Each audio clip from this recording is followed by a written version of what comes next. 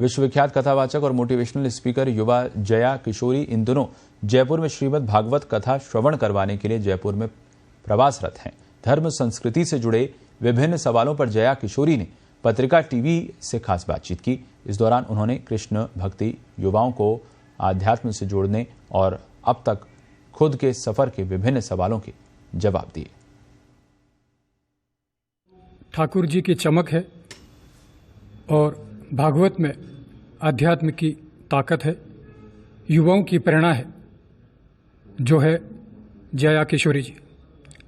जया किशोरी जी जयपुर में भागवत के लिए पधारी हैं, युवाओं की प्रेरणा है। हमें मौका मिला उनके साथ बातचीत करने का, तो सबसे पहले पत्रिका के इस खास बातचीत में जया जी का स्वागत है। धन्यवाद। सबसे पहला सवाल, जो कि सोशल मीडिया की बात करें तो आप सोशल मीडिया पर काफ़ी चर्चित हैं और आप काफ़ी लाखों करोड़ों युवा आपके फैन हैं, इसको लेकर आप क्या कहेंगे?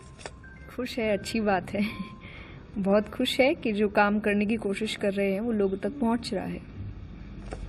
एक, क्योंकि आप युवा हैं और अध्यात्म का पूरा आप मोटिवेशनल स्पीकर भी हैं, तो युवाओं के अंदर जो आज अगर कोरोना के बाद हम देखें तो डिप्रेशन काफ़ी युवाओं में है, इसको लेकर आप उनको क्या मैसेज देंगे? कि वो अध्यात्म से जुड़े, स्पिरिचुअलिटी से जुड़े, उनकी जो प्रैक्टिसेस है उसको लाइफ में लेकर आए तो काफ़ी हद तक आपका जो स्ट्रेस है वो कम हो सकता है। एंजाइटी है जो आपको डिप्रेशन तक लेकर जाने के पहले कदम होते हैं, वो स्ट्रेस है, एंजाइटी है, पैनिक है, तो वो आपको उसी वक्त बचा लेंगे। अगर आप स्पिरिचुअल हैं, आप स्पिरिचुअलिटी की प्रैक्टिसेस कर रहे हैं तो अध्यात्म से जुड़े आपकी लाइफ बहुत बदल सकती है।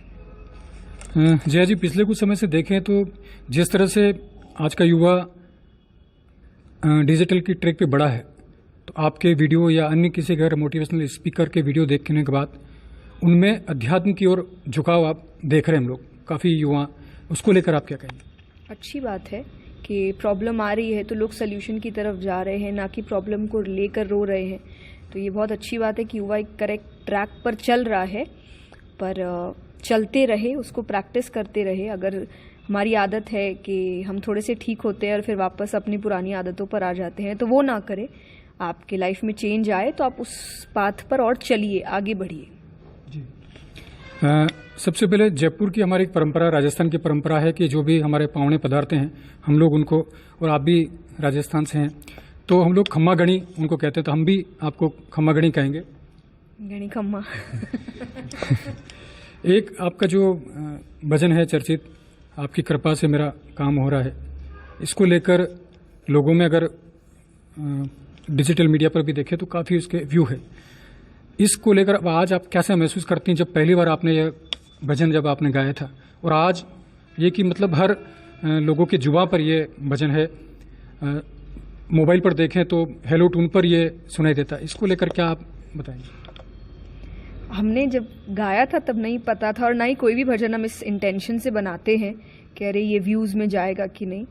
पर जब आप सच्चाई से गाते हैं, क्योंकि मुझे ऐसा लगता है कि वो भजन मेरी ज़िंदगी का सच है और सबकी ज़िंदगी का सच है कि काम आप करते हैं लेकिन उसमें श्रेय भगवान का बहुत रहता है, पर हम कोशिश करते कि वाह भाई हम ही लूट जाए। लेकिन ये भजन आपको सिखाता है कि करते हो तुम कन्हैया, मेरा नाम हो रहा है। अगर आप इस सोच के साथ कोई भी काम कर रहे हैं तो आपका हर काम सही रास्ते में होता है, भगवान के साथ होता है। तो शायद वो सच्चाई थी गाते वक्त, इसीलिए सबको अच्छी लग रही है।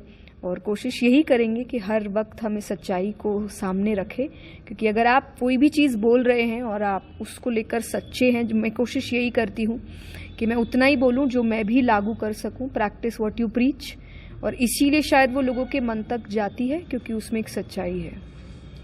मैंने भी देखा, चूँकि पत्रकारिता मित्र काफ़ी समय से हैं, तो आपका एक युवा होना, भागवत की तरफ होना और एक बेटी का होना है। कहते हैं कि जब बेटी खड़ी होती, बेटी जब बड़ी होती है, उठ खड़ी होती है, तो विजय बड़ी होती है।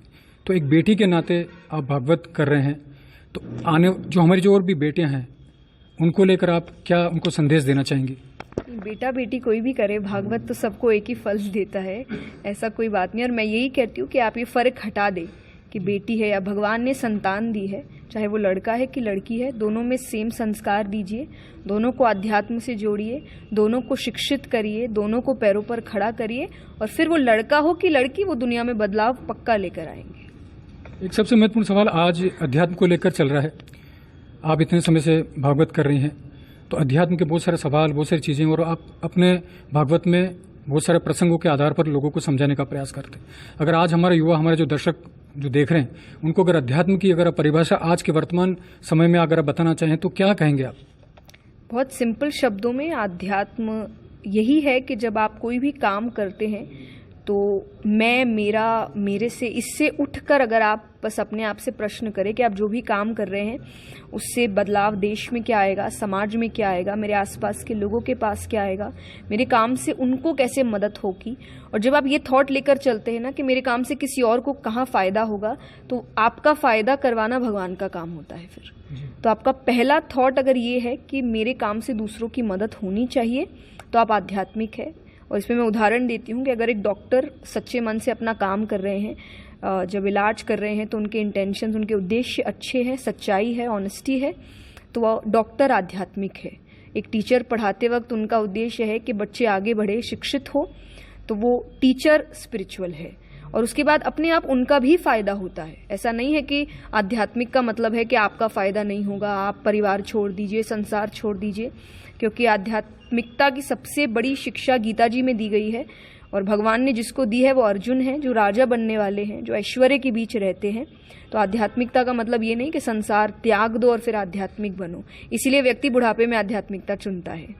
पर आध्यात्मिकता युवा वर्ग से शुरू होता है, बचपन से शुरू होता है कि सब कुछ आपके पास है, लेकिन आप आध्यात्मिक शिक्षा से समझ लेते हैं कि सब कुछ मेरे पास होना चाहिए पर मुझ पर हावी नहीं होना चाहिए। एक अंतिम अनुरोध, क्योंकि आप जब यहाँ हैं तो हम लोग कई बार उसका फ़ायदा भी लेना चाहेंगे आपसे, क्योंकि भागवत में तो हम लोग सुनते रहते हैं सोशल मीडिया पे। तो मैं आपसे एक विशेष अनुरोध करूंगा कि एक संस्कृत वाक्य के साथ उसका अर्थ हमारे दर्शकों को कुछ हम जरूर बताएं। एक अनुरोध है मेरा। तो श्रीमद् भागवत का पहला श्लोक जो सबसे सुंदर श्लोक है, जो सार है भागवत का या वेदोपनिषद सबका, सच्चिदानंद रूपाय विश्वोत्पत्त्यादि हेतवे तापत्रय विनाशाय श्री कृष्णाय वयम नुमः, कि शास्त्रों में भगवान के 3 स्वरूप है, सत्य, चित और आनंद। और अगर आप इन तीनों को समझने की कोशिश करेंगे तो आप सच्चिदानंद यानी भगवान के पास ही पहुंचेंगे। और बाकी व्याख्या के लिए आप कथा सुनिए, उसमें आपको अच्छे से समझाया गया है। बस एक आखिरी सवाल, आपकी जैसी बेटी और जैसा कि संतान का, मैं उसमें भेद नहीं करूंगा, आपकी जैसी बेटी को पाना या आपके जैसे संतान को पाना, आपके माता पिता भी साथ में, उनको भी प्रणाम करूंगा। तो उनके लिए क्या गौरव, वो क्या क्षण होता है उनके लिए, किस तरह का वो फील करते हैं? आप उनसे पूछिए। पर मुझे खुशी है कि मैं कुछ ऐसा कर पा रही हूँ, कुछ अच्छा काम कर रही हूँ कि उन्हें भी खुशी मिल रही है और उन्होंने पूरा सपोर्ट किया है। मैं हमेशा कहती हूँ, जब लोग कहते हैं कि मैं एक अच्छी बेटी हूँ या मेरे जैसे बनना चाहिए, पर मुझे हमेशा ऐसा लगता है कि अगर मेरे जैसे बनना है तो माँ बाप को वैसा बनना पड़ेगा, कि वो संस्कार देना, वो बच्चों को आज़ादी देना। कि मैंने उस वक्त इस क्षेत्र की शुरुआत की थी कि शायद आजकल माँ बाप भी डर जाते हैं ज़्यादा आध्यात्मिक ना हो जाए, उसी रास्ते पर पूर्ण ना चले जाए, पर उन्होंने मेरा पूरा सपोर्ट किया। मेरी पढ़ाई के साथ साथ, जो बहुत कठिन था, मैंने ग्रेजुएशन तक पढ़ाई की है, तो उन्होंने कभी मुझे टोका नहीं कि ये नहीं करना या वो नहीं करना। उन्होंने देखा कि मेरी इच्छा है किसी क्षेत्र में जाने की, तो उन्होंने फुल सपोर्ट किया, मेरे साथ पढ़ाई की, मेरे साथ रहे। तो अगर आज मैं यहाँ हूँ तो उनकी वजह से हूँ। तो अगर आप चाहते हैं आपके बच्चे आगे बढ़े तो माँ बाप को भरोसा बच्चों पर रखना पड़ेगा। जी, बहुत बहुत धन्यवाद पत्रिका से बात करने के लिए। धन्यवाद। तो ये थे हमारे साथ जया किशोरी जी, जो बता रहे थे कि परिवार, अध्यात्म और भागवत के साथ किस तरह जुड़ सकते हैं और अपने जीवन को सफल बना सकते हैं। मैं अपने सहयोगी हर्षित जैन के साथ